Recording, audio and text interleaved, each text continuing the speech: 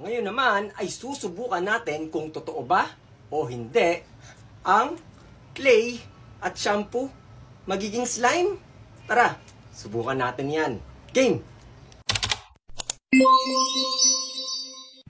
Tara, at subukan natin gawin kung magiging slime nga ba ang clay at shampoo. Clay at shampoo! Uy lolo, nakakagulat po naman kayo.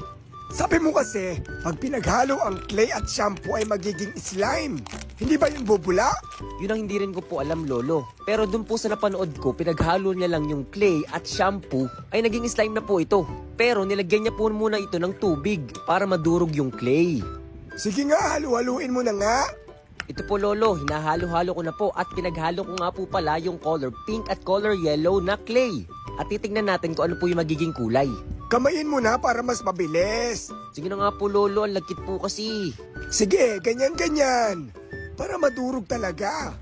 Opo lolo, dinudurog-durog ko na po. Saan mo ba nakita yung clay at shampoo ay naging slime? Nakita ko lang din po ito dito sa TikTok at sinusubukan ko po kung totoo ba o hindi. Sige, durug-durugin mo pa. Sa tingin niyo po lolo, totoo po ba o hindi? Abay, hindi ko alam, kaya nga natin sinusubukan eh. Oo nga po pala lolo, no? Ngayon naman po lolo ay nilalagyan ko na po siya ng shampoo. Para mawala yung balakubak. Balakubak ka dyan lolo. Hindi naman po ulo yan eh. Tingnan mo lolo yung kulay yun, naging kulay orange na siya, ang galing. Oo nga no, ang ganda. Sige, halu-haluin mo pa para maging slime. Opo lolo, kasi nakita ko dun ang ganda ng slime na pagkakagawa. Sobrang hinalo lang po nila ng hinalo at naging slime na po yung ginagawa nilang clay at shampoo. Ano lang ginagawa mo ngayon? Hindi pa naman siya nabubuo. Hindi po talaga yan mabubuo lolo kasi isiset pa natin yan.